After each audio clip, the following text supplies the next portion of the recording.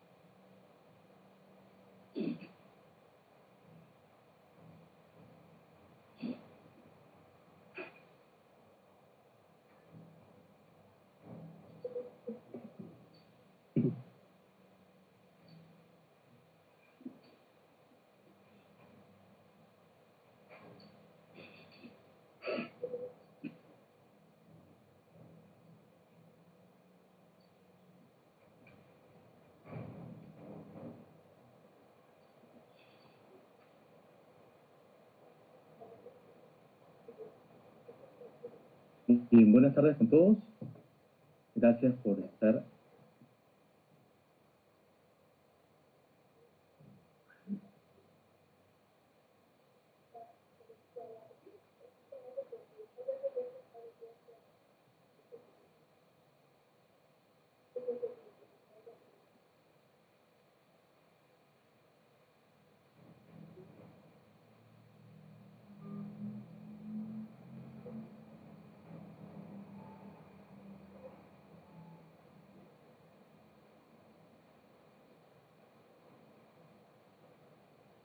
Perdón, se cayó mi conexión. Perdón.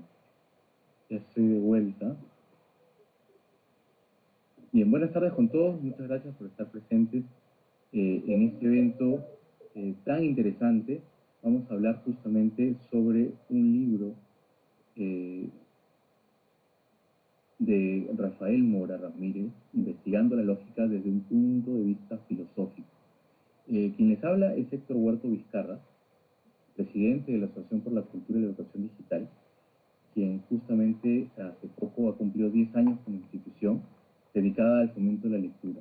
Desde el año 2015 venimos publicando textos de distinta temática, entre ellos de ensayo, y gracias a eso hemos publicado varios libros de Rafael Mora.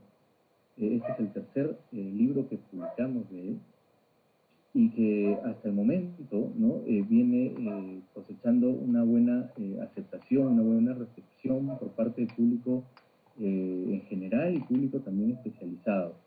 Esto realmente es importante, ya que todas las publicaciones de Rafael se encuentran en acceso abierto, en Open Access, pueden descargarse libremente desde nuestra plataforma de la Biblioteca Digital Acuevi, así como también desde otras plataformas donde también se encuentran alojados.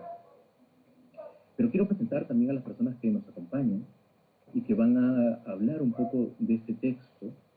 En primer lugar tenemos a Pablo Quintanilla, quien es PhD en Filosofía por la Universidad de Virginia y también tiene un máster por la misma especialidad por la Universidad de Londres.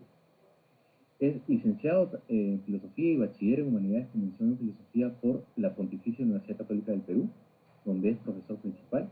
Se especializa en Filosofía del Lenguaje y de la Mente, Epistemología y Teoría de la Acción. Es autor de La Comprensión del Otro, Explicación, Interpretación y Racionalidad, y coautor de Pensamiento y Acción, la filosofía peruana a comienzos del siglo XX. Así también es editor de muchos más libros y es autor de artículos especializados en revistas académicas. Por otra parte, Carlos Limón Ledesma, que nos acompaña desde México, es maestrando en Ciencias Matemáticas por la Universidad Nacional Autónoma de México, docente externo de la Facultad de Química de la Universidad Autónoma de Querétaro y actual coordinador académico de la Olimpiada Internacional de Lógica. El autor de este libro que nos reúne, Rafael Félix Mora Ramírez, es un filósofo egresado de la Universidad Nacional Mayor de San Marcos. Actualmente cuenta con el título de licenciado y tiene los grados de magíster y de doctor. Tiene especial interés en el área de la cultura, la lógica, la epistemología y la filosofía analítica. Es autor del libro El valor de la lógica, ensayo apologético, Quechua, problema y posibilidad, publicado aquí con Acuevi. Para comprender a las falacias, también publicado aquí con Acuevi en el año 2020, que tiene más de 11.000 descargas, es increíble, es nuestro bestseller de toda la plataforma, y es miembro, Rafael, del Centro de Estudios de Filosofía Analítica de la Sociedad Peruana de Filosofía y de la Academia Mexicana de Lógica. Para no dilatar estas presentaciones, le voy a dar el paso a Carlos Limón para que pueda empezar con sus comentarios. Adelante. Muy bien, muchísimas gracias.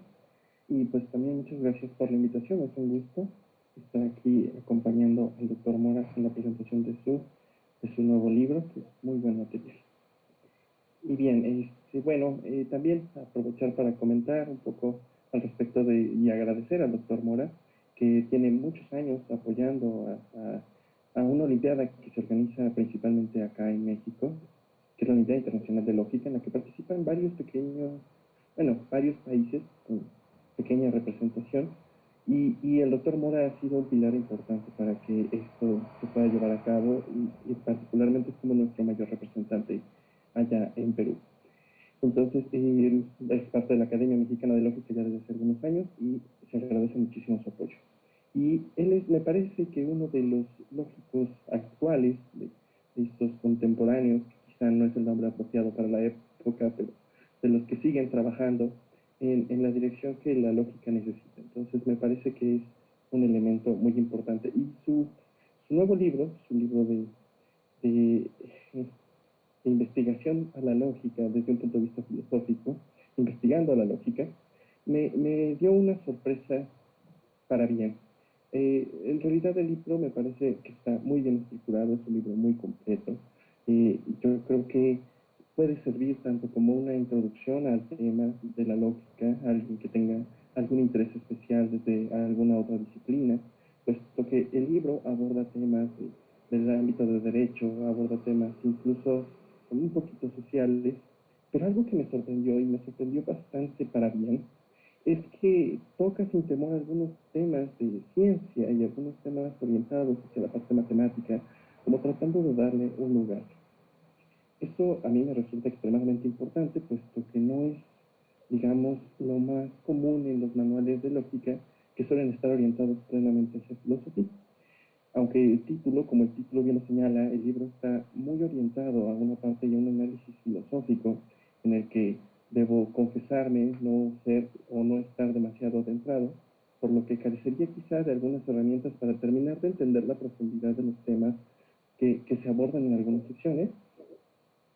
Me parece que respeta y mantiene un buen interés en la otra parte, en la parte complementaria, que también es parte de la lógica.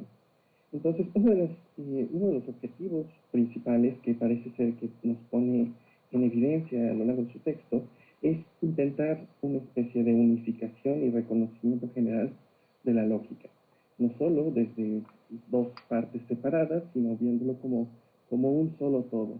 Y eso a mí me parece extraordinario. Aunque también pues, se reconoce, digamos, el complejo problema que se encuentra al tratar de llevar a cabo esta empresa. En mi opinión personal, podría decir que para hablar del universo requerimos al menos y de manera simultánea un entendimiento sobre la unidad propia desde las matemáticas y desde la existencia reflexionada desde la filosofía. Para mí estas dos ramas resultan complementarias y indispensables la una para la otra.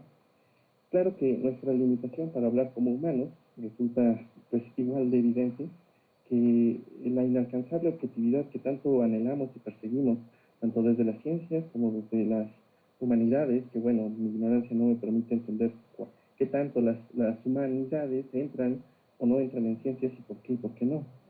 Entiendo que haya un gran problema para autodeterminarse en ocasiones por un contexto que es cambiante con el tiempo. Y algo que se menciona en el texto del doctor Mora es que las palabras y las acciones deben estar vinculadas, debemos hacer esta especie de compromiso con lo que se dice, lo cual me parece que va muy acorde con la postura respecto al pensamiento crítico. El doctor Mora pone el pensamiento crítico en un lugar muy privilegiado, lo cual de hecho es muy bueno. Ojalá la humanidad tomara este camino de reflexión sobre el pensamiento crítico y quizá suene demasiado optimista y habrá que ver y ojalá esta empresa cursa buenos frutos. Y bueno, me gustaría, si me lo permiten, leer un pequeño fragmento yo creo que fue mi parte favorita del texto del doctor Mora, si no lo proyecta. Doctor. Muy bien, entonces, este fragmento que les voy a leer es del capítulo 4 de Francisco Miro Quesada y la lógica en el Perú. El apartado está en la página 75 y se titula Concepción de la lógica. No lo leeré completo, leeré un fragmento que para mí fue una parte esencial. Dice aquí, cuando nos referimos a la lógica, casi siempre se arman debates y polémicas acerca de si, en realidad, forma parte de la filosofía o no. Para comprender este problema es necesario tomar conciencia de la historia de la lógica. La lógica formal, en su historia, tiene dos fases muy claras. La primera, la lógica antigua, comienza con Aristóteles, que la concibe como una propedéutica, es decir, como un instrumento que es necesario manejar antes de involucrarnos con temas de la ciencia. El estagri, en mi español, no estoy tan acostumbrado a leer como ustedes seguramente, pero dice, el estagirita, si no me equivoco, el estagirita, buscaba hacer explícitos los esquemas de la argumentación correcta. La segunda etapa, la lógica moderna, se inicia con Rudolf Frege, que la cree capaz de sustentar los fundamentos de la aritmética. El llamado abuelo de la filosofía analítica quería encontrar con ella los fundamentos de la matemática en analogía con la característica universalis planteada por Leibniz como un lenguaje capaz de decidir toda cuestión debatida. Está claro, en consecuencia, que la lógica sirve para el tratamiento de los problemas filosóficos. En este sentido, se puede afirmar que la lógica es una disciplina filosófica. Sin embargo, en el siglo XX, Shannon utiliza la lógica para aplicarla a temas de computación electrónica e informática, mostrando con ello su aspecto científico y práctico. Esta aplicación dará como resultado la idea de circuitos lógicos que tanta importancia tiene hoy en día en el funcionamiento de las computadoras y el ámbito de la ingeniería de sistemas. Se nota entonces que la lógica tiene una naturaleza o modo de proceder emparentado con la matemática. Así, cuando la lógica trasciende el campo de los problemas filosóficos, se vuelve científica y se entendería, al igual que las matemáticas, como una ciencia formal. Esto podía, acerca de la comprensión de la lógica, como dentro de la filosofía o como dentro de la ciencia, depende de las orientaciones que se le dé a esta forma peculiar del saber.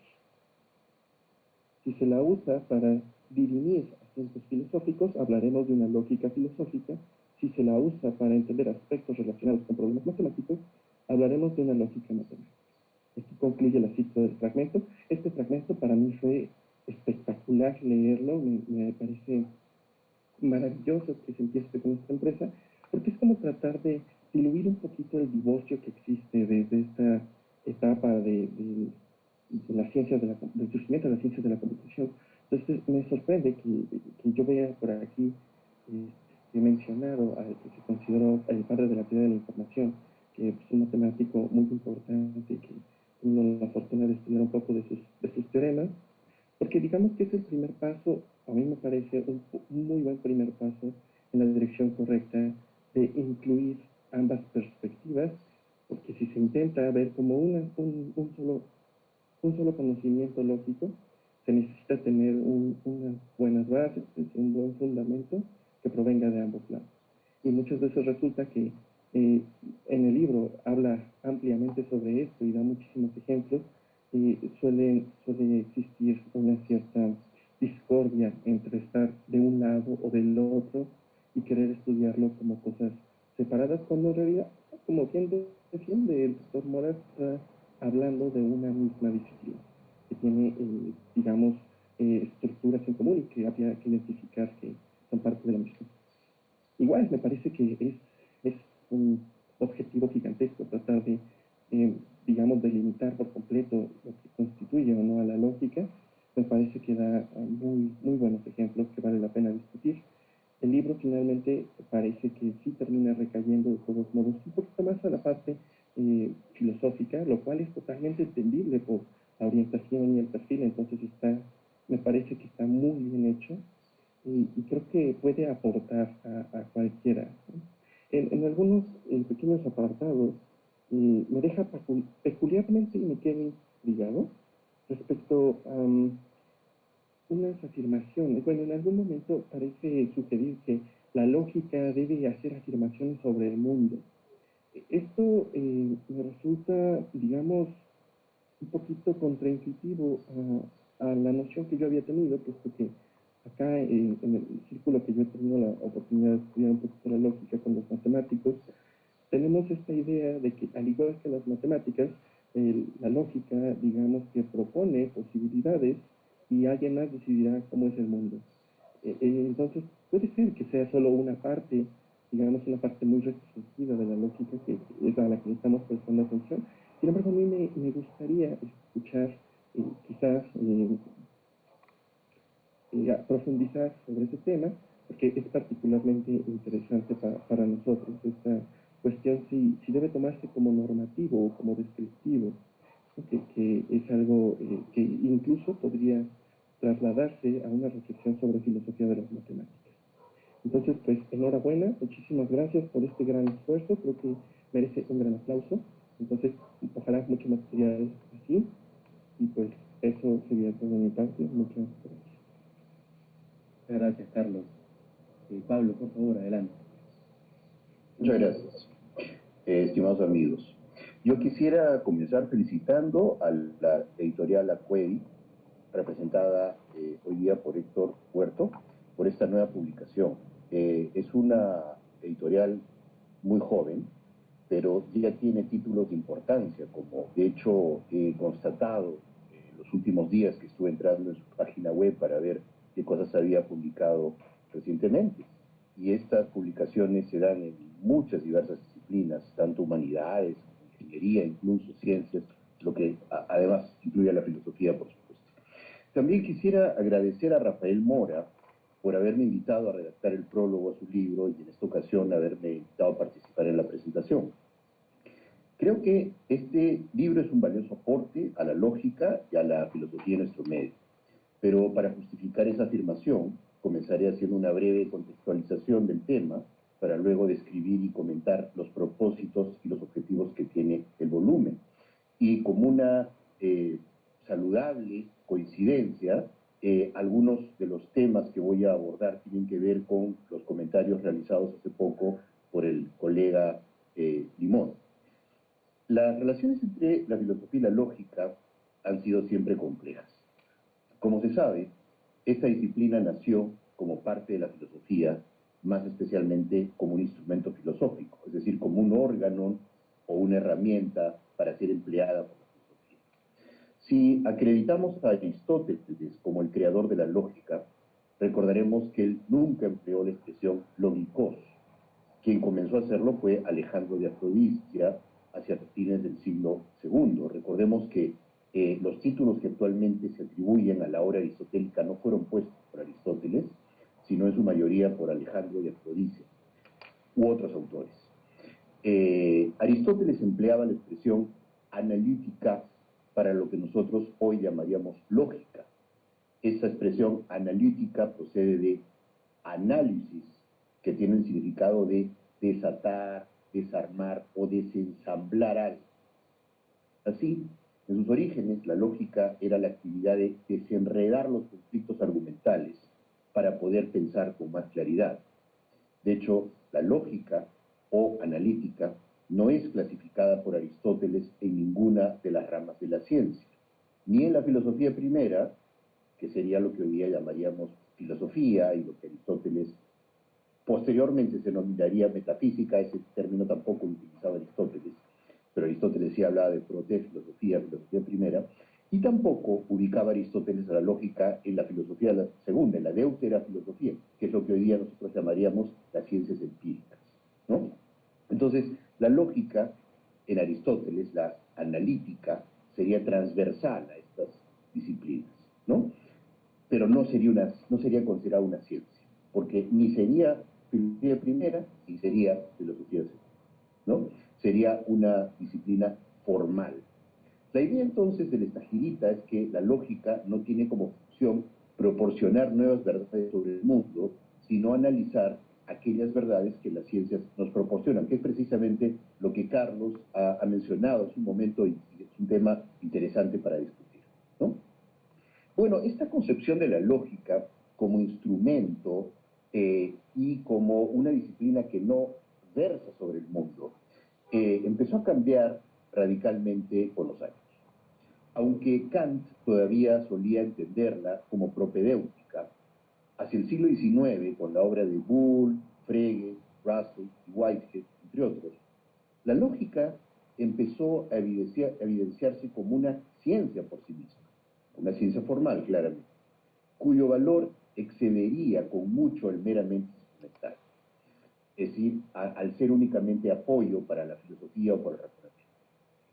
Sería, por tanto, una disciplina científica en el sentido en que vamos a ver ahora.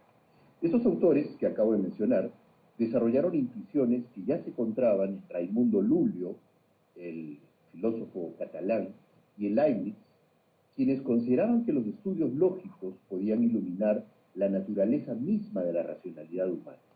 Aquí hay un punto importante, ¿no? Y me sigo remitiendo a la muy valiosa pregunta realizada por Carlos Limón, porque en efecto uno podría preguntarse si la lógica versa acerca del mundo, acerca de la realidad, pero eso presupondría primero que nos pongamos de acuerdo acerca de a qué vamos a llamar realidad, ¿no? Si, por ejemplo, la lógica tiene como uno de sus objetivos describir la naturaleza de la racionalidad humana, y si consideramos que eso es parte de la realidad, entonces la lógica sí, evidentemente, tendría los objetivos describir un aspecto de la realidad. Precisamente ese aspecto de la realidad que tiene como objetivo representar otros aspectos de la realidad, ¿no? Entonces, desde comienzos del siglo XX, se vio con mucha más claridad que esta disciplina tiene por lo menos 4 objetivos, diferentes pero interconectados. Por una parte, es una ciencia lógica descriptiva de la manera como pensamos. O sea, es una disciplina que describe la realidad, ¿no? En tanto el pensamiento es parte de la realidad. Además es una disciplina normativa, porque también explora la manera como podríamos y deberíamos razonar.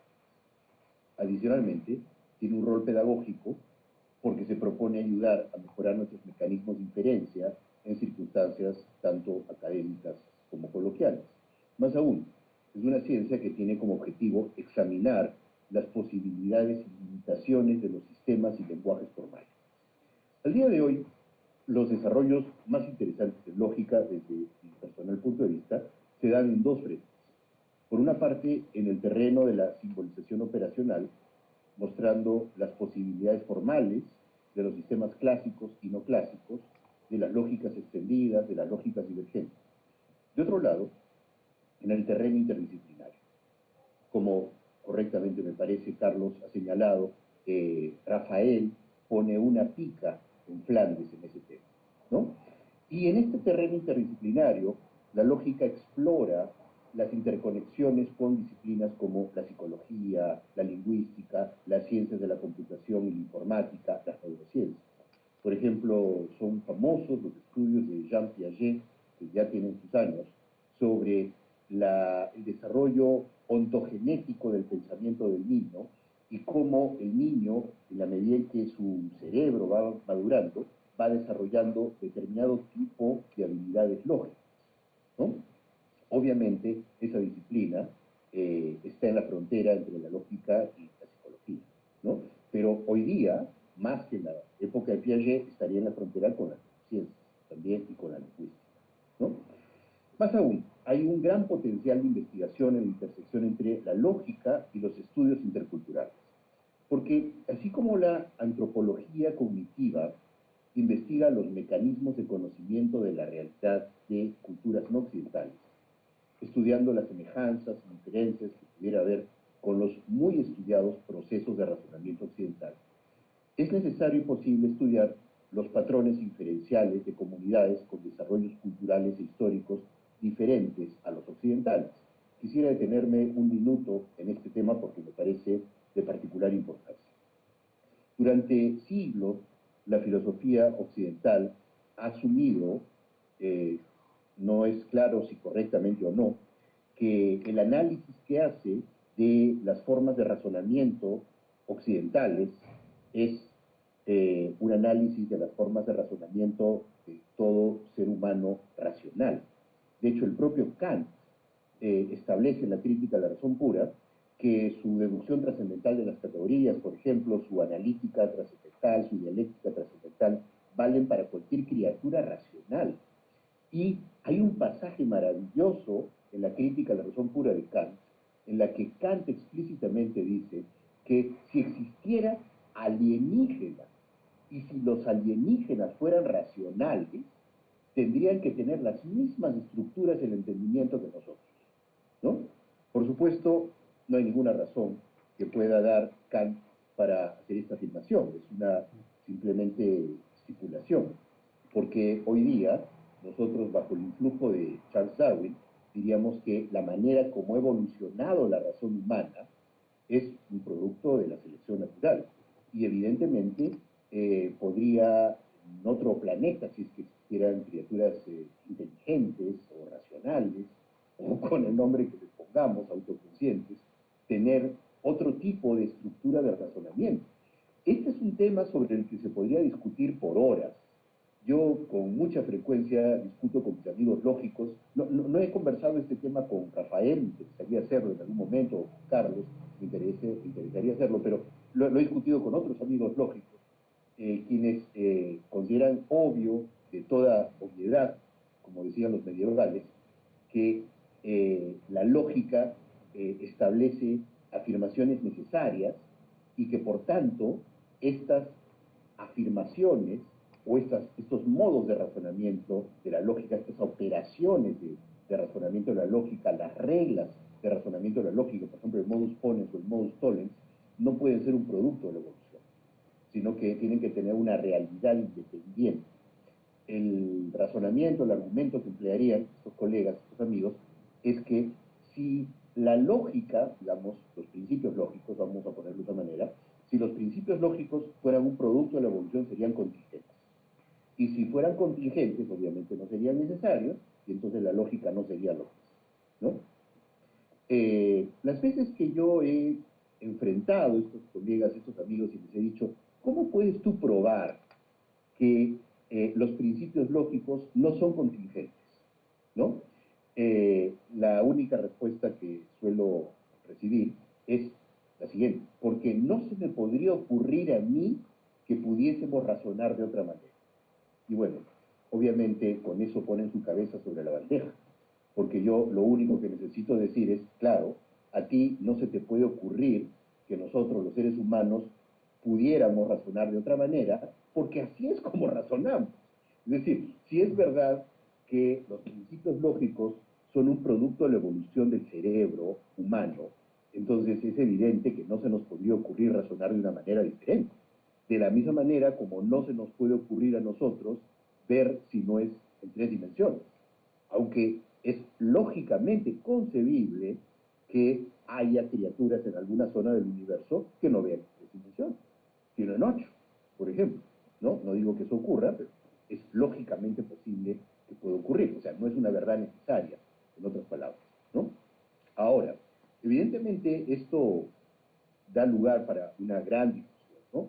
El afirmar que los principios de la lógica pudieran ser un producto de la evolución pone a la lógica con un pie en las ciencias físicas.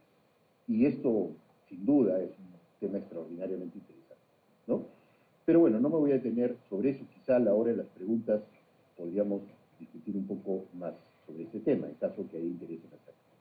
En todo caso, el punto es que es concebible que los mayores aportes que la filosofía pueda hacer en los próximos años, y la lógica dentro de ella, se harán en el terreno interdisciplinario. Esa es mi opinión. En este ámbito, la antropología peruana, y en particular amazónica, sigue siendo un campo virgen. No será fácil hacerlo, porque requerirá de un conocimiento en extensión y profundidad en las diversas ciencias, y porque exigirá de una particular creatividad filosófica para observar los espacios de intersección más fértiles. Pero el punto, en todo caso, es que ya no es posible afirmar que la lógica sea solo una herramienta formal y que no puede hacer afirmaciones acerca de ella. Esa es mi opinión, por lo menos, y podríamos conversarlo después. Pero también quisiera detenerme muy rápidamente en otra cosa acá, y es que parece concebible, por lo menos, que los principios de la lógica sean un producto de la evolución. ¿De la evolución de qué? Del cerebro del Homo sapiens. Si eso es así, entonces cualquier ser humano de cualquier zona del mundo razonaría sobre la base de los mismos principios, ¿no? Por ejemplo, modus ponens, modus tollens, etcétera, tendría el principio de no contradicción. Entonces encontraríamos eso en la comunidad urarina, en la comunidad shitiva, en la comunidad Takataibo, eso tendríamos que encontrar. Pero podría ocurrir también que lo que llamamos principios lógicos estuvieran de alguna manera afectados por temas culturales, ¿no? Entonces ahí surge una problemática que se discute mucho en la filosofía actual sobre cómo separar los elementos cognitivos universales de los elementos cognitivos particulares o culturales, ¿no? No me voy a detener en ese tema tampoco ahora. Pero lo que sí pienso es que es un tema de gran interés para el debate, sobre todo considerando, estimados amigos, amigas, que la última zona en el mundo donde hay comunidades no contactadas, comunidades humanas no contactadas, es la Amazonía. Eso ya no existe. En África, en la India, en la China, ya no existen comunidades no contactadas. Todas las comunidades, de alguna manera, han recibido el influjo, sea positivo o negativo, como uno quiera verlo, de Occidente, ¿no? O han sido absorbidos por Occidente. Pero en la Amazonía, peruana y brasileña, también colombiana, todavía hay comunidades no contactadas. Y estas comunidades no contactadas son comunidades humanas que no han recibido el influjo de Occidente. Son, digamos, particularmente interesantes para hacer trabajo empírico interdisciplinario. Y lo tenemos acá, a la vuelta de la esquina de nuestra casa, ¿no? Bueno, entonces, las grandes transformaciones por las que ha pasado la lógica en las últimas décadas, así como el potencial epistémico que tiene, exigen maneras amplias y novedosas de afrontar los problemas. Por tanto, también de textos, de libros que tengan ese interés y esa mirada. El libro de Rafael, Investigando la lógica desde un punto de vista filosófico, es, sin duda, un excelente punto de partida para este tipo de proyectos ambiciosos. El libro no es una introducción exclusivamente formal a la disciplina, sino va mucho más lejos. Se propone reflexionar filosóficamente, como veis el título, sobre la naturaleza y las posibilidades de la lógica, al tiempo que va conduciendo al lector por algunos de los temas más interesantes de la disciplina. Aunque Rafael no aborda todos los temas que he mencionado y que a mi juicio están entre los más provisorios para un trabajo creativo en lógica por los próximos años, claramente tiene el interés y la independencia y la capacidad intelectual para hacerlo. Y su libro plantea algunas de las bases necesarias para acometer semejantes empresas. El libro se compone de dos partes: el sendero de la lógica y cuestiones filosóficas y lógicas no clásicas. En la primera, el autor trata temas centrales a la disciplina, como la distinción entre lógica formal y no formal, el problema de la forma lógica y las diversas maneras de formalizar el lenguaje natural, así como problemas ontológicos como el de la naturaleza y la proposición. Aborda también las relaciones entre lógica y género y presenta una somera pero útil reconstrucción de la lógica en el Perú y del destacado lugar que en ella tiene Francisco Paco Miroquesada. Particularmente interesante es el capítulo dedicado a la lógica jurídica, como ya se mencionó también por Carlos. No solo porque este es un tema que plantea importantes problemas conceptuales, sino por lo útil que su estudio puede ser para cuestiones decisorias en el ámbito legal. La primera parte del libro culmina con un capítulo sobre las relaciones entre filosofía y lógica, que tiene la virtud de suscitar preguntas que generarán en el lector la curiosidad suficiente para seguir investigando en esa intersección. Por razones temáticas y de espacio que son totalmente comprensibles, Rafael no llega a profundizar en todos estos temas, pero sí plantea los cimientos necesarios para que los lectores puedan adentrarse en ellos con suficiente soltura. Después de cada capítulo, a su vez, el autor, Rafael, plantea un cuestionario dirigido a que el lector pueda evaluar su comprensión y reflexión de los temas planteados. La segunda parte del libro está más claramente inscrita en la filosofía y la lógica. Es posible observar en el volumen, por tanto, un tránsito que va de lo concreto a lo más abstracto. Esta parte inicia con una reflexión sobre lógica modal aplicada al argumento ontológico en las versiones de Anselmo, Leibniz y Gödel. El segundo capítulo de esta parte es muy interesante a su vez, en tanto aborda las potencialidades de la lógica temporal, en particular las posibilidades de formalizar oraciones en tiempo pasado y futuro. El valor radica en que no solo explora las posibilidades de la formalización de algunas lógicas extendidas, sino también permite una reflexión sobre la lógica como disciplina de análisis de diversos tipos de lenguaje. Continúa esta segunda parte con un capítulo sobre lógica deóntica, nuevamente, que complementa a aquel dedicado a la lógica jurídica de la primera parte, para luego pasar a un capítulo sobre lógica epistémica. Aunque este es un capítulo introductorio, tiene la virtud de tratar problemas sustanciales de este tipo de lógica, la lógica epistémica, en particular vinculados al análisis de oraciones en contexto indirecto u opaco.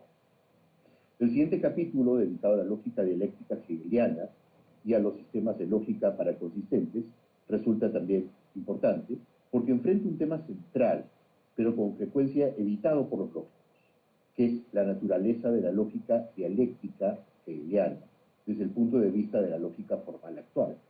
Lo usual es que estas dos formas de hacer lógica se estudien de manera separada, como si se tratara de distintas actividades.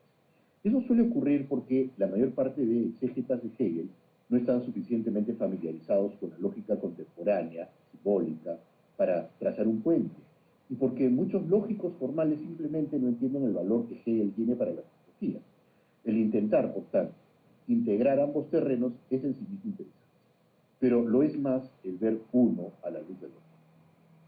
Finalmente, el último capítulo del libro, titulado Humanidades, Lenguaje y Lógicas no clásicas, discute algunas relaciones entre las ciencias humanas y las concepciones de la lógica y el lenguaje, para terminar abordando tres tipos de lógica no clásica: la lógica trivalente, la lógica difusa y, nuevamente, la lógica paraconsistente. Este capítulo es claramente un buen punto de partida para la investigación de tipo interdisciplinario. Disculpe, estuve a punto de estornudar, pero no me salió el estómago. De más largo aliento sobre filosofía de la lógica. Rafael Mora es un joven profesor de filosofía formado en la Universidad Nacional Mayor de San Marcos, la universidad más antigua del Perú y América, y en esta nueva contribución académica muestra el buen nivel al que nuestro sistema universitario nacional puede llegar y está llegando. Su libro no es solo útil para estudiantes de filosofía, sino también para aquellos que ya tienen una formación hecha, pero desean reflexionar con más detenimiento sobre las relaciones entre la lógica y otras disciplinas y actividades humanas. Así pues, ya no solo en el ámbito de la docencia, sino también en el de la investigación, espero que Rafael se interese por abordar estos temas de frontera en la filosofía y en la lógica. No solo me refiero a temas que están en la frontera entre ambas disciplinas, sino a temas que están en los puestos de avanzada de cada una de ellas. Muchas gracias por su amable atención. Gracias, Pablo. Muy interesante tu presentación, tus comentarios.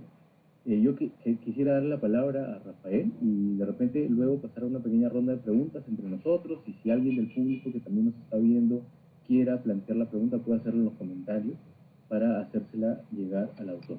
Rafael, adelante. Bueno, agradezco a los presentes, los amigos Carlos Limón, los amigos Pablo Quintanilla y también Héctor Huerto. Estoy bastante alegre y contento por la presencia de ustedes y también por escuchar sus atinados comentarios, observaciones que yo he tenido a bien pues apuntar para poder de alguna manera argumentar, explayar, sobrepasar los límites del texto. Y me queda claro pues de que en principio quisiera tratar de frente, como dicen, yendo de frente a uno de los puntos que se han visto, el asunto de si la lógica hace o no afirmaciones sobre el mundo, ¿sí? Eso me llamó la atención, por supuesto. Incluso suelo explicar esto en primeras clases de lógica, para que el alumno entienda que la lógica no se ocupa de la verdad, sino de la validez. Es una clásica estrategia, ¿no? Por ejemplo, ¿no? Si Nueva York queda en Moscú, entonces si viajo a Nueva York, viajaré a Moscú. Claro, pero tú sabes que en Nueva York no tiene Moscú. Exacto. Es solamente una suposición. La lógica no se encarga de la verdad, se encarga de la validez, de suponiendo la premisa, suponiendo la verdad de la premisa, ¿qué se deduce? Esto, que es una estrategia didáctica, que es una buena estrategia didáctica, sin embargo, deja de lado una discusión previa que ha tenido virtudes, pero también vicios. Y es aquí donde quisiera, pues, digamos, enfatizar, ¿no? Justamente sobre si la lógica realmente no se ocupa de la verdad sobre el mundo y si más bien hiciera falta que se ocupara sobre la verdad sobre el mundo, ¿no? Eh, es un asunto interesante, ¿no? Por ejemplo, hoy día leí una opinión de estos jóvenes que algunos adultos tienden a llamar generación de cristal, ¿no? Decían con orgullo, ¿no? Me da gusto formar parte de esta generación que se quejan por todo, porque mi antigua generación no se quejaba de nada y era conformista y por eso estamos como estamos. Lo cual, pues obviamente invierte la discusión, ¿no? Sobre si está mal o no quejarse de todo, y si es una queja, digamos, que se puede o no se puede ignorar, ¿no? En mi opinión, se está generando una nueva susceptibilidad a la cual hay que prestar atención. Pero bueno, entonces, ¿cómo era antes el asunto? ¿Y qué pasó efectivamente con la lógica y el mundo? Los reclamos vienen no precisamente de los analíticos, aunque dentro de los analíticos también hay una pequeña discusión, más bien vienen de las otras posiciones que algunos tienden a llamar continentales. Bien, podemos citar el viejo debate Heidegger y Carnap, ¿sí? Carnap riéndose de Heidegger, ¿cómo es posible? El mundo mundea, la nada nadea, ¿de qué me está hablando este señor? Fenomenólogo, existencialista, viene a confundirnos, a confundir el lenguaje, y Heidegger defendiéndose, ¿no? Diciendo después, pero esa lógica que hace Carnap ha perdido el rumbo, ¿no? O sea, eso no puede ser lógica, o sea, para todo X, si M de X, entonces H de X y por lo tanto P de X, eso no puede ser lógica. Heidegger asustado dice, ¿cómo vas a llamar a eso lógica? Y bueno, él pues un gran conocedor del griego, si la lógica tiene otro origen y se ocupa de otras cosas, entonces ahí el público, digamos, ¿no? Se entretiene comiendo palomitas, viendo cómo se dan de machetazos unos a otros, pero el reclamo de Heidegger, sin embargo, es fuerte, ¿no? O sea, sí, o sea, ¿cómo es eso lógica? Y ese reclamo heideggeriano lo he visto en alumnos de primeros años e incluso de últimos años molestos con sus cursos de lógica. Yo mismo tuve una mala experiencia, pues, no voy a decir quién, pero bueno, el curso que me enseñaban consistía en que el profesor ponía ejercicios en la pizarra y el alumno tenía que resolver, ¿no? Bueno, pues ya era pues seguramente alguien con mucho cansancio tal vez, ¿no? También ser profesor durante mucho tiempo debe ser agotador, ¿no? 30 años enseñando debe ser pues muy estresante. Y bueno, simplemente ponía ejercicios y eran ejercicios complicados, no eran fáciles, eran difíciles, tenías que aplicar una estrategia bastante interesante, ¿no? Por ejemplo, hay estrategias complicadas que tienen que ver con usar la contradicción. Si tú hallas contradicción y le agregas adición, puedes agregar cualquier fórmula y luego simplificando la contradicción, sacas esa cualquier fórmula, que es lo que te piden en la pregunta. Pero esa estrategia no es casi lo que algunos llaman en álgebra un artificio, ¿no? Aunque un artificio muy recurrente en realidad. Entonces los alumnos, pues, por supuesto, con justa razón se quejan y dicen, ¿cómo va a ser eso lógica, no? Porque cuando yo digo, por ejemplo, ¿no? Cuando vemos a Gareca que dice así, ¿no? Pensar con lógica, le dice, oye, ese es lógico, ¿no? Sí, pero no le está diciendo P, entonces Q, entonces R, por lo tanto Q, no le está diciendo eso, ¿no? Le está diciendo, oye, pásale la pelota, está cerca del arco, págale, ¿no? O sea, hay en juego otras consideraciones. Entonces la queja de los alumnos, no solamente actuales, ya viene desde años anteriores y tiene que ver con el origen del pensamiento crítico como un rechazo a los cursos formalistas de lógica. Curiosamente, esta crítica a la lógica viene de una crítica a los, en este caso vamos a decir, de una crítica a la forma de enseñarla, en realidad, la forma de enseñarla, ¿no? Eso parece más matemática, ¿no? En qué me va a ayudar a mí como literato, como filósofo, qué sé yo, como comunicador, como sociólogo? ¿Para qué me sirve P entonces Q, no? Bueno, Mario Bunge, por supuesto, reclamaría, dice, sí sirve, dice, ¿no? El que es inteligente lo va a saber usar. Pero bueno, para hacer ese tipo de objeciones hay que ser muy, muy conocedor de la lógica, ¿no? Que es lo que a simple vista no se puede rescatar. Entonces, en principio, ese ataque a la formalización, que no solamente se ve en los heideggerianos, en los fenomenólogos, también está en los alumnos de primeros años, pero también en movimientos continentales, como el feminismo, ¿no? El feminismo que en el texto se puede ver también le endosa esas críticas, ¿no? Mejor no enseño lógica, enseño razonamiento verbal, ¿no? ¿Para qué vas a ver tanta formulita, ¿no? Eso en qué le va a ayudar, no? Si viene un león y te va a comer, ¿de qué te sirve el modus ponens, ¿no?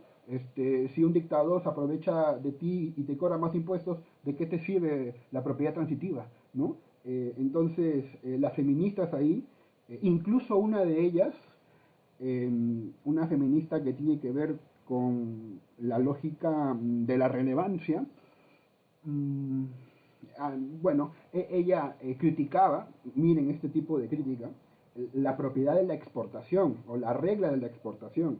La exportación dice esto, ¿no? P y Q, entonces R, equivale a P, entonces, paréntesis, Q, entonces R. Ella decía, ¿ven? En esa regla se nota que la lógica esconde premisas. ¿Cómo así? Claro, no has visto en el antecedente P y Q, pero eran premisas. Ahora mágicamente se esconde y solamente está P y en la conclusión está Q entonces R. ¿Por qué oculta premisas la lógica? Es lo mismo que está haciendo el imperialismo al ocultarnos verdades. Es lo mismo que hacen el patriarcado al ocultarnos que las mujeres también somos, dicen ellas, por supuesto, tan capaces como los hombres. Eh, yo entiendo que a algunos que son muy fanáticos, la lógica de estas críticas les puede parecer un poco extrañas, ¿no? Y a lo mejor no le entra en la cabeza y quizás le invada el espíritu carnapiano, ¿no? Esa cosa que no se entiende, estás jugando con el lenguaje, ¿no? Estás haciendo pseudo proposiciones, ¿no? A uno le daría ganas de decir, pero si le prestas atención a lo que dice, tiene algo de asidero y ella, Plumwood, se me vino la cabeza, su apellido es Plumwood, ella ha contribuido al debate sobre lógica de la relevancia, ¿no? Así que algo de autoridad tiene, ¿no? Otros son los marxistas, también con la lógica dialéctica han reclamado eso, ¿no? La lógica tiene que ver con el mundo, o sea, tiene que estar vinculado al mundo, tiene que ayudarnos pues a entender la dialéctica, la contradicción, las leyes de la realidad. Una lógica que no esté conectada con el mundo, pues le podemos aplicar esa frase ya, creo que es la 11ª tesis de Feuerbach, ¿no? Los filósofos se han dedicado a interpretar el mundo, de lo que se trata es de transformarlo, ¿no? Claro, lo mismo, ¿no? Los lógicos se han encargado de hablar sobre el lenguaje, ha llegado el momento de hablar sobre el mundo, dirían ellos, ¿no? Entonces, los marxistas ya tienen esta crítica también. Y yendo más atrás, el propio Aristóteles, claro. Bueno, es que la lógica de Aristóteles proviene de una metafísica sustancialista. Aristóteles construyó su lógica con el objetivo de que sirviera a la argumentación. O sea, no la construyó, digamos, como un vaso para que tú llenes cualquier cosa, ¿no? No necesariamente eso, ¿no? Como hoy día se ve, y lo voy a apuntar, ¿no? La lógica era para que te sirviera como herramienta argumentativa. Y, por ejemplo, él llega a creer que esto es cierto, y luego lo sistematizan los medievales con Boecio, por ejemplo, ¿no? Si todos los médicos son profesionales, entonces algunos médicos son profesionales. Y yo he tenido la experiencia, yo he enseñado esto en academias, ¿no? Yo me acuerdo, pues, ¿no? Al chico le intentaba convencer, te das cuenta que es cierto, ¿no? Si todos lo son, pues algunos lo son, ¿verdad? Bueno, sí, ¿no? El alumno convenció, claro, si todos cumplen la propiedad, pues algunos cumplen la propiedad, sí, correcto.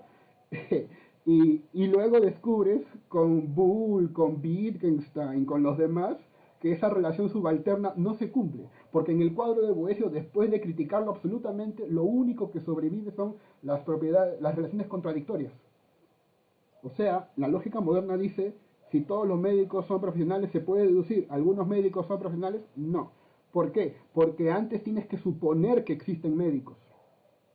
Si tú, eso es lo que algunos llaman el contenido existencial, o la premisa existencial. Si tú supones que hay médicos, sí se puede deducir. Y suponer que hay médicos es hablar sobre el mundo. No puede haber un SSP sin saber que hay un S. En la lógica aristotélica, sustancialista, que servía para argumentar. Pero en la lógica actual, moderna, con Frege, cuya lógica la inventó con propósitos aritméticos, no se trata ya de eso. Entonces es vacío. Es vacío. Entonces no puedes tú probar de una SAP pasar a una SIP. Solamente se mantienen las propiedades contradictorias. Esto entonces es, digamos, un pequeño recuento de cómo así la lógica en realidad dejó de hablar sobre el mundo, para bien de la lógica, pero para bien de los que gustan de esa tendencia matematizante, para bien de ellos, pero en desmedro de una gran cantidad de personas que esperan en sus cursos de lógica, pues, ¿no? Aprender a razonar, a pensar, ¿no? A hacer, sobre todo los adolescentes, porque que les gusta, porque están descubriendo los poderes de su mente, usar su mente y combatir, ¿no? Al profesor, al decano, ¿no? A su papá, a su vecino, al alcalde, ¿no? Combatirlo de igual a igual, pues, ¿no? Tenemos la misma mente, somos iguales, de igual a igual. Y le enseñan P2 cuentos SR y dice, ¿y eso en qué momento, no? ¿En qué momento me va a servir? Entonces, es una crítica atinada que ya pues cuaja en Wittgenstein. Él dice, no, los límites de mi lenguaje son los límites de mi mundo. ¿Cuáles son esos límites del lenguaje? La lógica, ¿no? Miren, la crítica es tan fuerte que incluso los famosos 3 principios lógicos, llamarlos principios es abusivo.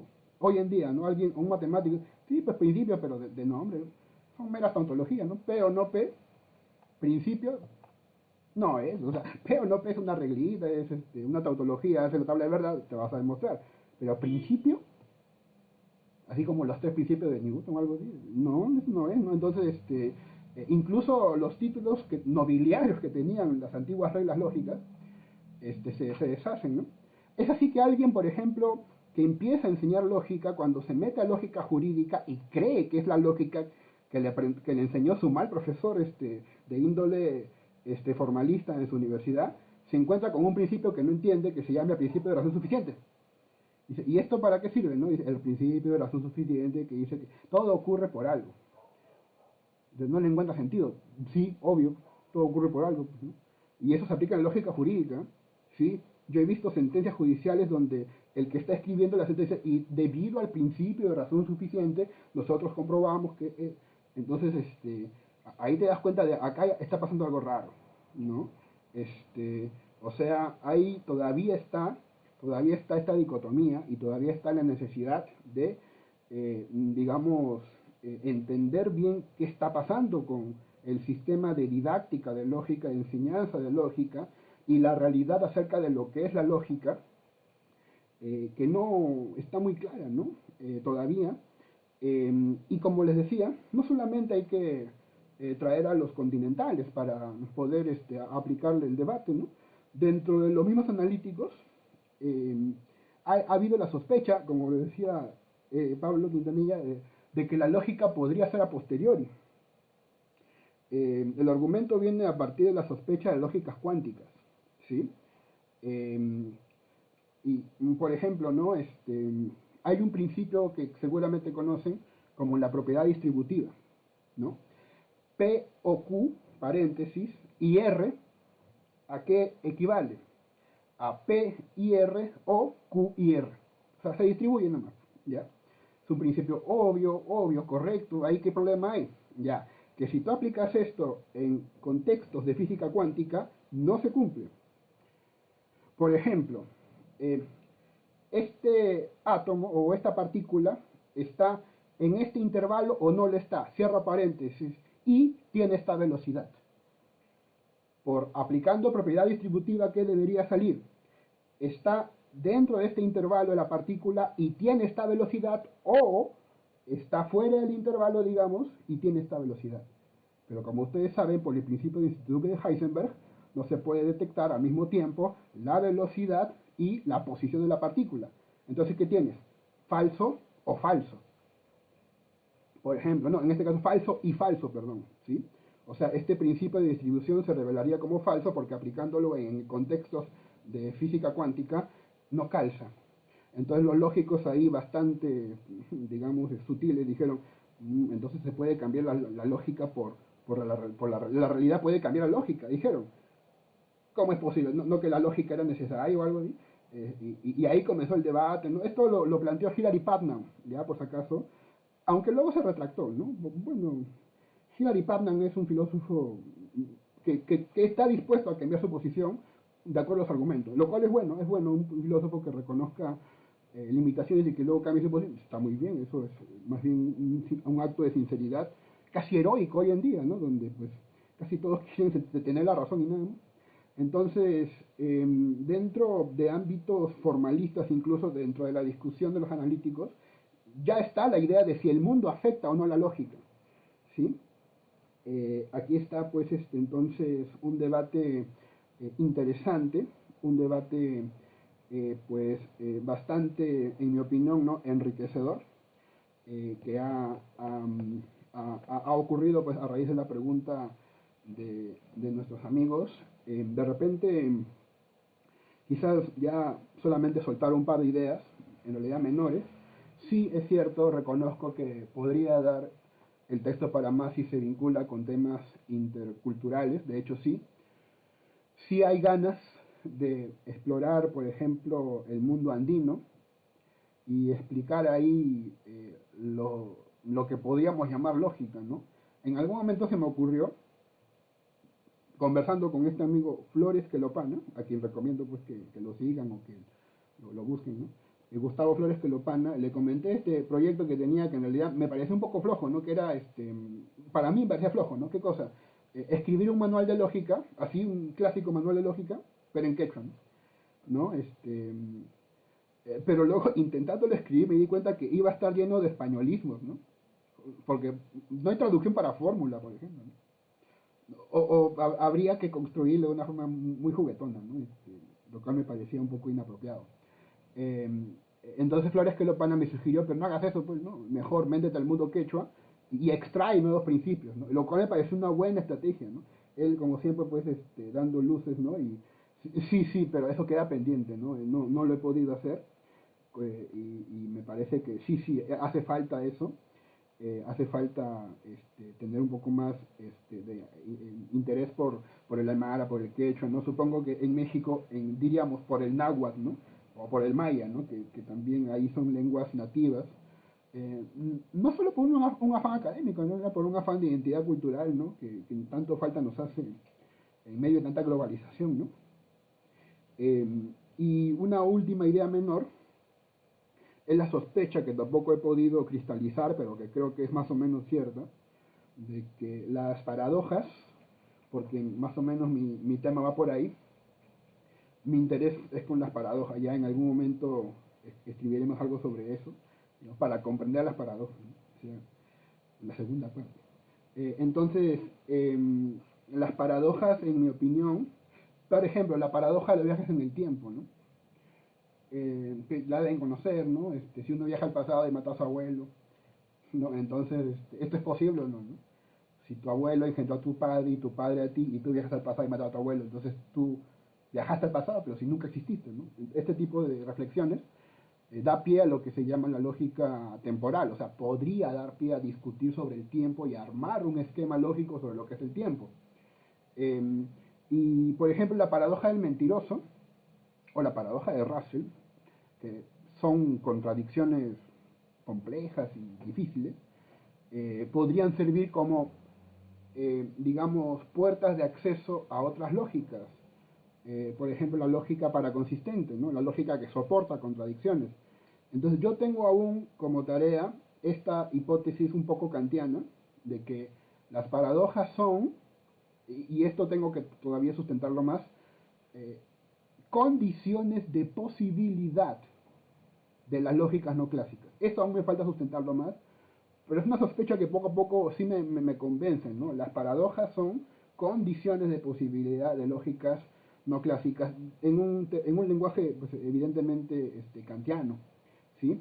Em, yo creo que he tocado pues algunos puntos que se me habían digamos sugerido y sí, ¿no? Creo que con esto podría terminar mi intervención.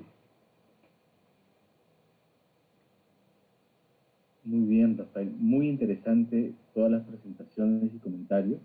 De hecho, cuando Pablo comentaba, ¿no?, este trasfondo cultural y este trasfondo también biológico, de alguna manera, que tiene la lógica en este sentido, en este caso humana, ¿no?, y que no necesariamente se correspondería con lógicas de vidas extraterrestres o de otro tipo de inteligencia, me hizo recordar mucho una novela de Orson Scott Card, La voz de los muertos, ¿no?, que juega un poco con estas ideas, de estas otras lógicas que interactúan o que pueden interactuar con nosotros en algún momento, y cómo efectivamente la ciencia ficción se embebe, ¿no?, de este tipo eh, de ramas intelectuales y genera, ¿no?, obras tan interesantes, ¿no? De repente, en esta segunda etapa, yo quiero invitarlos a Carlos y a Pablo a plantear de repente algunas preguntas en el calor de estos comentarios, a Rafael, al público también, aunque más que preguntas hemos recibido saludos desde Bolivia, ¿no? Por ahí también, desde aquí o desde otros lugares nos están observando. No sé si podemos plantearle de repente una o dos preguntas a Rafael para generar de repente un pequeño debate o para profundizar en algún aspecto importante. Entiendo que hay una preocupación por parte de Rafael desde la primera obra que publicó en Acuegue, justamente en torno a la problemática del quechua, y luego en esta especie de libro manual en torno a las falacias, de analizar un poco cómo la filosofía, en este caso último la lógica, inciden, ¿no?, en la vida cotidiana de las personas, y cómo a su vez tienen una relevancia fundamental, ¿no?, dentro de este accionar, dentro de lo público, ¿no?, dentro de la participación pública de los individuos y dentro de su capacidad de interrelacionarse entre ellos, ¿no?, lo que también equivale a la construcción de un pensamiento crítico, lo que equivale también a una ciudadanía activa, o al plantearse también la posibilidad de ejercer, ¿no?, lo que nosotros conocemos y defendemos también como un sistema democrático, ¿no? Entonces, esto sí me parece fundamental recalcar, ¿no?, de la obra de Rafael y de su preocupación intelectual en torno a cómo reconstruir estos aparatos intelectuales, académicos, en la vida cotidiana de la persona. Y esa idea que tiene Rafael de construir una idea, una lógica andina, que podría ser una obra futura interesantísima, deviene también de reconocer un poco lo que se comentaba antes, de que efectivamente la lógica y la filosofía y las distintas ramas intelectuales también tienen un trasfondo social, histórico, que va marcando, ¿no?, su devenir y va marcando la manera como se van planteando. Y sería sumamente interesante dentro de nuestra propia idiosincrasia, en el caso peruano, ¿no?, poder reconstruir, ¿no?, nuestra propia identidad también desde un punto de vista lógico, desde una perspectiva andina, y que evidentemente no conlleva, ¿no?, a pensar en lo andino como lo anquilosado en el tiempo, sino como algo que se ha venido reconstruyendo, se ha venido nutriendo y enriqueciendo hasta la actualidad, ¿no? No sé si Carlos o Pablo quieren comenzar estos comentarios o preguntas. Carlos, ¿puede ser? Ok, Dale, sí, adelante. Muchas gracias. Pues creo que es muy interesante, es muy enriquecedor. Espero no, digamos, salirme demasiado por la tangente, considerando un poco que hay una distancia importante de perfiles acá entre nosotros, y me parece extremadamente importante que sigamos colaborando, ¿no? Creo que nos puede ayudar un poquito a ver el mundo desde los ojos del otro.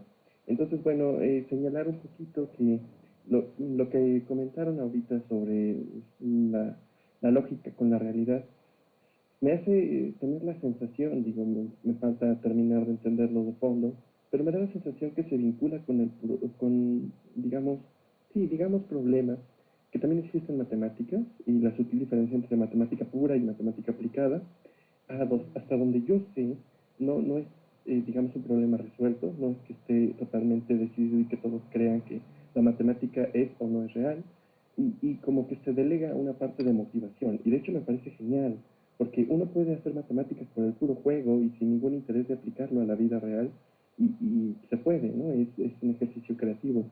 Y también puede ver algún problema de la realidad y tratar de resolverlo de alguna manera buscando esos instrumentos. Entonces, me parece que por ahí podría surgir una suerte de lógica aplicada que podría ser extremadamente interesante.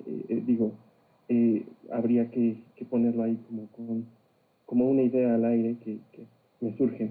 Y también recordando un poco de lo que estaban ahorita comentando, recordé un poco de la lectura del doctor Mora, y me resultó muy curioso cómo en algún momento en el libro menciona o denomina como paradojas algunas de las características de la definición de la implicación material. Entonces dedica un apartado más o menos extenso y a mí me parecería que es una manera de llevar con cierta naturalidad a la inclusión de la lógica modal y a la necesidad de abandonar esta primera implicación, digamos, de la lógica proposicional más simple.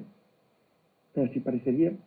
Y creo que se puede mencionar mucho y se puede trabajar mucho al respecto de esto, porque, digamos, desde el punto de vista de la lógica matemática, muchas veces la realidad se ha puesto o nos ha puesto nuevas formas de ver el mundo, y esto no ha alterado demasiado los principios matemáticos o los axiomas matemáticos. Claro que hay problemas de que no está totalmente terminado y que surgen los problemas de incompletitud y estas cosas, pero digamos, en un nivel más o menos intermedio de estructuras formales, en el momento, por ejemplo, que surge la cuántica y que se requieren un nuevo tipo de cálculos, no se abandonan los números que ya se tenían antes. Y lo mismo pasó acá de nuestro lado, es un ejemplo muy cotidiano o muy recurrente, el de la geometría. Existía la geometría euclidiana, tenía sus principios, funcionaba de cierta manera. Alguien dice, no, ¿sabes qué? Se puede hacer de otras maneras, y surgen las otras geometrías. Y cambia totalmente el marco de pensamiento, pero los números y, bueno, gran parte del manejo es básicamente el mismo. De hecho, los diagramas incluso son parecidos, las metodologías son parecidas.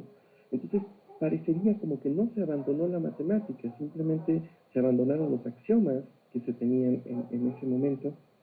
Y bueno, creo que eso podría ayudar, o al menos es lo que yo tomo con mis alumnos, de que muchas veces la lógica que uno quiere desarrollar o quiere utilizar sí va a depender de los principios desde donde los agarre, porque pues, como formalista que seguramente soy, porque digamos no he estudiado demasiado esas clasificaciones, estoy muy hacia la orientación de pensar en axiomas, en principios, puntos de partida, premisas injustificadas, y de ahí ver qué se puede construir, qué se puede sacar, y a qué podemos llegar. Entonces, estos puntos de partida pues tienen que estar motivados por algo humano, por algo que dependa del individuo, que dependa de su realidad, de sus circunstancias, y tratar como de estar de acuerdo, desde un punto de vista casi democrático, como comentaban por acá, me parecería lo ideal, que estemos de acuerdo en partir de lo mismo para eventualmente poder llegar a lo mismo. Entonces, bueno, creo que el elegir qué lógica es la más apropiada según sus intereses es algo que podría valer la pena inculcar en los alumnos para que incluso se dé el desarrollo de nuevas lógicas no clásicas. Creo que es un buen momento, parecería que no está terminado de explorar el ámbito, pero tampoco es demasiado conocido. Yo suelo comentarle a algunos alumnos, cuando he tenido la oportunidad, que igual que con las matemáticas tienen un extraño reconocimiento social porque ha mostrado ser útil en muchas ciencias. Los físicos lo utilizan, los químicos, en todas las áreas de estas que son útiles para la vida diaria suelen usarlas, pero al mismo tiempo se les tiene un miedo y no se tiene muchas ganas de adentrarse a tratar de entenderlo. Entonces es muy difícil en un primer curso enseñar matemáticas útiles. enseñar las matemáticas que una persona necesita y que mejorarían su vida, porque necesita pasar por una parte dolorosa de matemáticas, que no sé si también sería necesaria en lógica, pero yo no me imagino aventurándome a enseñar lógicas no clásicas sin enseñar una embarradita de lo primero. Quizás sea posible, quizás sea productivo, pero digamos que mi propio marco mental me limita a pensar que se tienen que enseñar las cosas más elementales antes que las otras. Entonces creo que esto es lo que podría aportar desde el punto de vista de acá de un matemático que está todavía en formación, y que yo creo que nunca dejaré de estar en formación, siempre se puede seguir aprendiendo, y espero contribuir a la charla, ¿no? Creo que ustedes tienen mucho que enseñarme, y agradezco también que me faciliten, porque este libro del doctor Mora yo lo recomendaría muchísimo para una persona que haya estudiado, digamos, la parte de la lógica, que es, por allá comentaba, ¿no? Que puede darse este mal gusto de que es una cosa solo mecánica y sin ninguna utilidad, cuando en realidad el cuento existe. Y, y, y a veces puede ser un poquito doloroso ver en dónde está este salto. Es un salto muy importante. Entonces valdría la pena que alguien que quiera cambiar su perspectiva de la lógica o complementarla, pues eche una muy buena leída. A mí me facilitaron mucho adentrarme un poquito más a la perspectiva filosófica, y bueno, no, esto no va a cambiar por completo mi perfil, pero creo que sí lo nutre demasiado. Muchas gracias, ¿no? Yo sigo aquí escuchando la conversación. Muchas gracias a ti, Carlos. Muy interesante y estoy totalmente de acuerdo con tu última afirmación. Pablo, por favor. Gracias. Sí, yo quisiera hacer un comentario y formularle una pregunta a Rafael. El comentario tiene que ver con la discusión sobre si la lógica versa sobre la realidad o no. Yo creo que esa afirmación se puede entender de dos maneras diferentes, ¿no? Una, me parece que es la que ha explorado Rafael, que tiene que ver con si la lógica es una actividad práctica para lidiar con la realidad, ¿no? Y es a través de los ejemplos que él nos ha dado, de las anécdotas que ha contado, que hay mucha gente, sobre todo los jóvenes, que no ven cuál es la relevancia práctica de la lógica y entonces infieren equivocadamente, esa es una inferencia lógica equivocada, que la lógica no es útil, ¿no? Y bueno, parte del trabajo de los filósofos, los profesores de filosofía y los profesores de lógica es explicarles a los muchachos que la lógica sí es útil, ¿no? Y que la lógica sí es útil para lidiar con la realidad. Pero yo no estaba refiriéndome a eso, yo estaba refiriéndome a otra cosa, a lo siguiente, que lo he mencionado, Rafael. ¿Podría uno, es una pregunta, ¿no? ¿Podría uno sostener que los principios lógicos son verdades empíricas? Por ejemplo, el principio lógico de que si P y P implica Q, entonces implica que Q, o sea, el modus ponens, ¿no? Tradicionalmente, como lo hemos venido conversando, se asume que ese es un principio formal y que independientemente de que sea P, independientemente de que sea Q, si P implica Q y P, entonces tienes Q, ¿no? No importa cuál sea el contenido de P y no importa cuál sea el contenido de Q, por tanto, es una afirmación puramente formal, puramente estructural. Hasta ahí vamos bien. Pero, ¿qué pasa si alguien sostiene que el modus ponens es uno de los principios con los cuales razona el cerebro humano? Entonces, al afirmar que el modus ponens es un principio lógico de la cognición humana, estamos haciendo una afirmación empírica sobre el cerebro humano, ¿no? Entonces, el modus ponens sería una descripción empírica de la realidad, en particular del cerebro humano, ¿no? Ahora, ese es el comentario. La pregunta que yo quisiera hacerle a Rafael es sobre cómo entiende él, cuál es su posición acerca del estatuto, del estatus ontológico de la lógica, ¿no? Si le preguntáramos a un filósofo, a un lógico clásico, eh, de corte platónico, digamos, si le preguntáramos a Frege cuál es el estatuto lógico, perdón, el estatuto ontológico de la lógica, probablemente Frege diría una cosa como esto. Él diría, el universo está construido sobre la base de ciertas leyes físicas, ¿no? Y de ciertas leyes lógicas. Es la manera como el universo está conformado. no es que el ser humano haya evolucionado para construir los principios lógicos. Los principios lógicos estaban ahí, es parte de la estructura de la realidad, de la misma manera como las leyes de la física son parte de la estructura de la realidad. Esa sería una posición platónica, en el sentido contemporáneo, realista, como la de Frege, ¿no? Si por el contrario le preguntásemos a un filósofo como Kant cuál es el estatuto ontológico de los principios lógicos incluso de su época, que eran los aristotélicos, en efecto él diría son tautologías, pero también diría, así es como funciona el entendimiento humano. Y si uno le preguntara, ¿y por qué funciona el entendimiento humano de esa manera y no de otra? Su respuesta simplemente sería, porque así somos, así nos hizo Dios, ¿no? Y pregúntale a Dios por qué nos hizo de la manera como nos hizo. Pero Kant no tendría ninguna respuesta a esa pregunta. Sin embargo, todo eso cambió en 1859. Porque en 1859 Darwin publicó El origen de las especies y sostuvo una tesis que me parece que todos, básicamente todos nos asumimos hoy, y es que todos los rasgos físicos y psicológicos, no solo del ser humano, de cualquier especie animal y también vegetal, ¿no? Es producto de la selección natural. Entonces, si alguien nos preguntara por qué razonamos de la manera como razonamos y no de otra, no podemos contestar porque así somos y así nos hizo Dios. Podría ser verdad que así nos hiciera Dios, pero esa no es la respuesta. La respuesta es porque eso es un producto de la selección natural. Entonces, la pregunta que yo quisiera hacerle a Rafael es, ¿cuál es su posición sobre el estatuto ontológico de la lógica? Rafael, ¿tú eres un freguiano en el sentido en que crees que los principios de la lógica son parte de la estructura del universo, de la misma manera como las leyes de la física? ¿O tú serías más bien, como algunos lógicos contemporáneos, un defensor de que hay un módulo lógico en el cerebro, así como un módulo geométrico, y probablemente hay un módulo moral, y quizá haya un módulo de apego, que son módulos con los cuales ha evolucionado el cerebro, ¿no?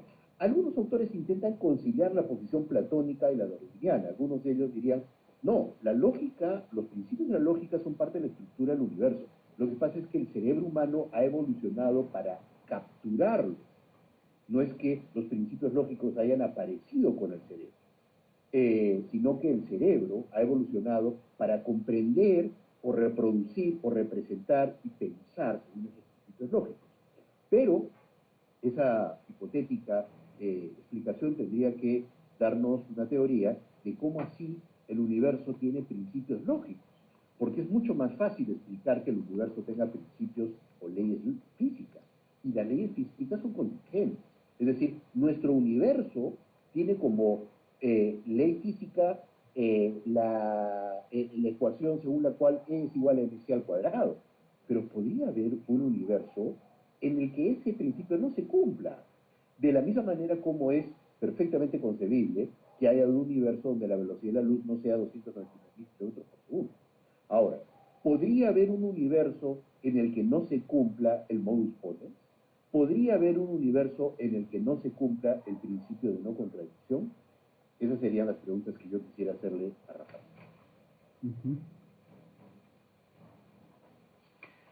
Ok. Bueno, son preguntas bastante elaboradas y agradezco nuevamente el interés. De repente quisiera plantear las siguientes, en los intentos pues de respuesta para sus atinadas y muy acertadas preguntas. A ver, yo tengo una preocupación por la cuestión práctica y empírica, a menos que me equivoque, pero creo que es cierta, de que en el Perú escasean tesis sobre lógica. Abundan tesis de repente de índole kantiano, de índole marxista, aunque en realidad la filosofía es algo un poco cultivado, pero ya de por sí la lógica es algo menos cultivado todavía. Entonces, una cuestión que me llama la atención es esa, ¿no? ¿Por qué? ¿Por qué es que hay pocas tesis en la carrera de filosofía sobre lógica? ¿Sí? Ahora bien, mm, por supuesto que esto puede parecer un salto atrevido, pero si hay poco interés por la lógica, esto no solamente puede deberse a que la materia resulta algo engorrosa de repente por su propia naturaleza, sino que también hay una especie de rebeldía, ¿no? De parte de los discípulos, de los aprendices, ¿no? De esto, ¿no? De no pensar lógicamente, ¿no? Es lo que, digamos, en la vida cotidiana se refleja en las redes sociales, ¿no? Lo, ¿Por qué esta herramienta, que bien puede ser usada para motivarnos, para enviarnos mensajes, qué sé yo, de alegría o qué sé yo, ¿no? De unidad? Sin embargo, abunda el fake news, sin embargo, abunda el troleo y sobre todo el meme, ¿no? Que vendría a ser, para mis definiciones, la consolidación del pensamiento alógico o ilógico, que más que todo pues podría llamarse pensamiento random o aleatorio, ¿no? Eh, en el que imágenes con sonido y contexto se combinan de forma caótica para agradar al cerebro, porque pues eso agrada al cerebro, ¿no? Si no, ¿por qué tienen tanto éxito estas cositas de acá, ¿no?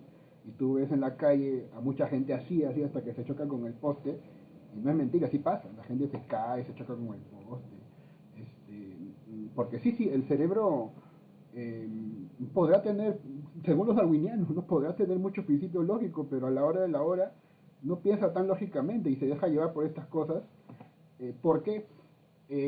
Porque bueno, al cerebro al parecer le agrada mucho esos estímulos, ¿verdad? Entonces, quien creó el smartphone eh, conoció mucho del cerebro humano y dio la forma de que esto fuera exitoso, ¿no? Y bueno, ya vemos todo lo que estamos viviendo en esta sociedad donde hay, en mi opinión, por poco compromiso con la lógica, aunque esto es discutible, ¿no? Por lo tanto hay pues intolerancia, por ejemplo, hacia lo extraño, ¿no? Hacia lo extraño, ¿no? El rechazo, por ejemplo, al homosexual, o rechazo a ciertas razas, ¿no? Por ejemplo, ¿no? Discursos de odio, tanto que el pobre Mark Zuckerberg tiene que colocarte, ¿no? Oye, eso no escriban, eso no se escribe. Te cancela la cuenta por 30 días. Entonces, y todo por un logaritmo, ¿no? Que es la nueva Inquisición, por supuesto. Entonces, por este aspecto es que este libro tiene, digamos, ese objetivo, ¿no? Para poder de alguna forma incorporar la lógica al modus vivendi de las personas, que entiendan, incluso los filósofos, que la lógica es una herramienta valiosa que te puede ayudar a pensar, que te puede ayudar a ver las cosas con más perspectiva, eh, siempre y cuando pues le prestes la atención debida. Bien, entonces, en principio, esas cuestiones son las que, para responder al amigo Carlos Limón, añadiendo esto último, ¿no? Él dijo de que para que comprendan esto, digamos, algunos dirían, ¿no? Para que comprendan la carnecita, ¿no? Lo más rico de la lógica, pues tienen que pasar por un proceso sufriente y doloroso, ¿no? De aprender tablas de verdad, modus ton, implicación, notable, equivalencia, forma normal conjuntiva y todo eso, ¿no? Claro, sí, una pregunta interesante, y con respecto a las lógicas, digamos, que desafían a las lógicas básicas, que podemos llamar lógica estándar, que podemos llamar lógica clásica, occidental, aristotélica, es si nos podemos imaginar, y con eso toco también preguntas hechas por Pablo, si nos podemos imaginar, sí podemos imaginarnos, eh, digamos, a partir de nuestra lógica que hemos aprendido por esta cultura que se ha globalizado, podemos imaginar la lógica cuántica, ¿no? ¿Sí? O sea, la entendemos como una especie de derivación, de reto, de desafío, digamos, pero al revés, podría ser más bien posible imaginarnos, por supuesto, partir de la lógica cuántica para ver esta lógica que usamos y conocemos, aristotélico, clásica, globalizada, como una derivación de esa cuántica, ¿sí? Que no solamente es un reto de la lógica, ¿no? Es incluso un reto de la física, ¿no? O sea, que está muy difícil la cuestión. O sea, si la física cuántica es una física microscópica, mínima, detallista, ¿no? ¿Por qué cuando pasamos a nivel macro parece desconectarse totalmente, ¿no? Y no obedece las leyes que están en el nivel micro? O sea, si esos problemas ya hay con la física, pues con las lógicas que habla sobre esas físicas, pues va a ser mucho más complicado. Entonces, el asunto es, por supuesto, eh, requiere pues una reflexión profunda, y yo ahí tengo ya, ¿no? Tengo tarea para hacer, felizmente hay cosas que investigar, y para atreverme de repente a poder darle alguna tentativa de respuesta, porque son preguntas grandes, ¿no? Las que se han planteado. Gracias, muchas gracias por esas grandes preguntas. Al respecto del estatus ontológico de la lógica. Ya. Mm, Aquí podríamos hacer uso de un recurso dicotómico, ¿no? Mm, si estamos hablando así de la lógica secas, así a secas, lógica nomás, porque yo diría que no es lo mismo, ¿no? Lo que algunos llaman la lógica Dawkins y la lógica Jutens, ¿no? O simplemente lógica Utens, ¿no? La lógica Dawkins es la lógica cristalizada, la lógica que está capturada en las fórmulas, ¿no? La lógica que algunos llaman productos del razonamiento, ¿no? Pero por otro lado está la lógica Utens, que refiere a procesos inferenciales, que refiere incluso que se vincula con la argumentación, y que algunos tratan de ubicar en ámbitos cercanos a la psicología, ¿sí? La pregunta, la gran pregunta que se plantea sobre el estatus ontológico de la lógica, entonces puede ser desplazada, sí, admito, retóricamente, a cuál lógica estamos específicamente preguntando, ¿no? Porque la lógica Jutens, que repito, se vincula con la lógica argumentativa, incluso con terrenos de procesos diferenciales que son más propios incluso del psicólogo, sí, bueno, ya correspondería a un terreno empírico, a un terreno contingente, un terreno que se va nutriendo, ¿no? Porque si ustedes estudian argumentación, no hay un solo modelo, ¿no? Está el modelo de Toulmin, ¿no? De Perelman, ¿sí? Pues hay varias formas de entender eso, o sea, Habermas, ¿no? ¿Sí? Y no son iguales, ¿no? Por ejemplo, ¿no? Eh, eh, para entender, ¿no? Que la argumentación a veces se vale mucho de procesos retóricos. Yo recuerdo un argumento bastante doloroso, ¿no? Decía, eh, si se justifica la matanza de indígenas en Sudamérica, ¿no? Se justifica la matanza de indígenas en Sudamérica para traer toda la civilización, el lenguaje, el idioma, la ciencia europea y trasplantarla acá. Y algunos respondían, bueno, pues si tú quieres una buena tortilla tienes que romper huevos, ¿no? Tienes que romper huevos, ¿no? Ya pues esos huevos rotos son la gente que tuvo que morir para traer pues la rica tortilla de la civilización. Y ahí uno puede discutir, pero un momento, no compares huevos con vidas humanas, ¿no? No es lo mismo, ¿sí? Y este tipo de discusión y de argumentación obedece a la lógica Jutens, que está en constante renovación, ¿no? Discusión y bastante desarrollo. Por otro lado, la lógica Dawkins, la lógica cristalizada, ya convertida en materia de educación, que se ve en las pizarras y que requiere problemas, que plantea ejercicios, esa lógica, que está más vinculada con el ámbito formal, y que, bueno, obedece pues a terrenos ya cuasi matemáticos. Ahí la pregunta me parece que sería más problemática, ¿no? Si eso es el estatus ontológico de esa lógica, ¿no? Finalmente, ¿cuál es? ¿Cómo se producen? ¿No? ¿Cómo se llegó a ese tipo de procesos? Ya, sí, allá hay discusión, ¿no? En realidad, Graham Priest, plantea un pequeño ensayo que se llama What is a Non-Normal World, ¿no? O sea, ¿qué cosa es un mundo no normal? Y él plantea esa sospecha, ¿no?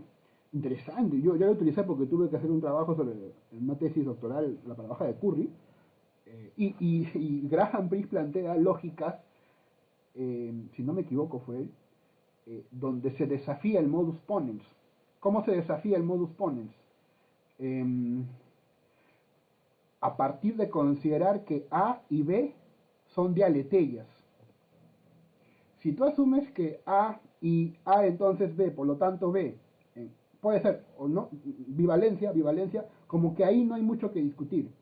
Pero si tú lo planteas en otro terreno, la paraconsistencia, donde A y B no solamente son verdaderas o falsas, sino que también pueden ser verdaderas y falsas, ahí el modus ponens no funciona. Es interesante. Martino y Carrara son los autores de un pequeño ensayo. Martino y Carrara, donde bueno, pero creo que lo sacan de Graham Priest, ¿sí? Bueno, ¿qué es un mundo no normal? Plantea Graham Priest. Es un mundo donde las verdades necesarias no se cumplen, ¿sí? Y él sostiene, ¿no?, de cómo se construirían las reglas de ese mundo donde las leyes necesarias no se cumplen. Por ejemplo, la ley de identidad. Si Juan es profesor, entonces Juan es profesor. Hay un mundo no normal, dice Graham Priest, en forma de hipótesis, donde eso no se cumple, no es una verdad necesaria, ¿no? Y él intenta en ese ensayo dar ideas que luego cristaliza en otro texto ya, que se llama, creo, In Contradiction, ¿no?, o About Contradiction, ¿no? Donde ya lo cristaliza más formalmente, ¿no? Utiliza esos recursos matemáticos. Bueno, y ahí la cuestión, él dice de que pues quizás la lógica tiene que ver justamente con, y volvemos a la discusión sobre lo normativo, ¿no?, de decidir de antemano, ¿no?, qué reglas aceptar y qué reglas no. Desde ese punto de vista, pues, no importa básicamente si el modus ponens nos parece evolutivamente verdadero, sino que lo que planteamos de antemano por válido, ¿sí? Es como un juego, ¿no? Es como un juego que yo invento, ¿no? Estas son las reglas, pueden haber otros juegos de otras reglas, ¿sí? Y hay lógica 1, hay lógica 2, ¿sí? Entonces el ser humano jugando esos juegos va a darle un sentido, y yo creo que con el tiempo va a ocurrir esto, ¿no? De que le va a dar lo que ya Hegel, o mejor dicho, Feuerbach, ¿no?, el proceso de alienación, que en este caso no ocurriría por motivos divinos, o sea, aludiendo a teológicos, ¿no?, a cuestiones de Dios, ¿no?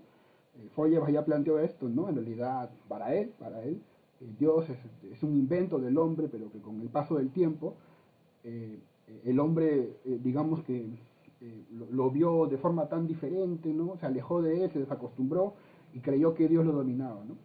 Algo así me parece que ocurre con los platónicos, en específico con Frege, de índole realista, ¿no? Que ocurre con muchos fanáticos, ¿no? No solamente de lógica, sino también de índole religioso, ¿no? Que consideran a eso que tanto les gusta como algo aparte, ¿no? Está más allá de nuestras consideraciones, ¿sí? Yo creo que tiene que ver con la aceptación previa de ciertas reglas, ¿no? Y si nos planteamos en ese terreno, estamos entrando, muy a mi pesar, en el ámbito del relativismo, ¿no? Y ya pues en ese punto estamos ya pues invadidos, ¿no? Invadidos es la palabra de repente, ¿no? O más bien sometidos, mejor dicho, a la pluralidad. Ya hay pluralidad, y la pregunta sobre si la lógica es o no un producto de la evolución se retrotrae a la pregunta de si el hecho de elegir ciertas reglas de los juegos es producto de la evolución. Creo que esa pregunta es más fácil de responder, ¿no? Y creo que sí, la respuesta es sí. El cerebro humano tiende a plantear reglas, digamos, como aceptables, y esto se da en los juegos sociales. Ya esto incluye procesos antropológicos, ¿no? Que bien podrían responder los estructuralistas tipo Levi-Strauss, ¿no? Él argumentaba, por ejemplo, que las mujeres, bueno, con mucho temor las feministas, eran como una especie de moneda de intercambio, ¿no? O sea, la mujer de una tribu se casaba con el hombre de otra tribu y eso planteaba comunicación, ¿no? La mujer era el fluido social, ¿no? Y eso estructuralmente se ve, según Levi-Strauss, en muchas culturas. Muchas culturas usan a sus mujeres para plantear pactos con otras tribus. Entonces son reglas que se aceptan previamente, ¿no? A través de los años el cerebro entiende, y el hombre también, el ser humano, el orden social, que si se aceptan esas reglas se puede desarrollar. Que luego se critiquen esas reglas y se pongan otras, también es producto de la evolución, ¿no? Creo que sí, bueno, diría pues viva Darwin, ¿no? Creo que sí, aquí tiene mucho sentido lo que plantea Darwin.